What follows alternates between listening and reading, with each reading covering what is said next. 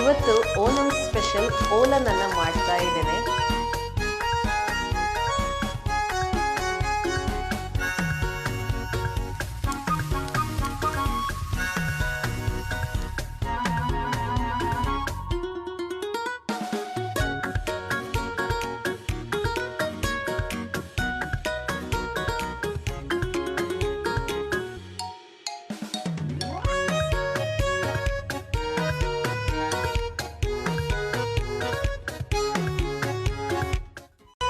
ತೆಂಗಿನಕಾಯನ್ನ ಒಡೆದು ತೆಂಗಿನ ಹಾಲು ಮಾಡಲಿಕ್ಕೆ ಸುಮಾರು 20 ನಿಮಿಷ ಬೇಕಾಗ್ತದೆ.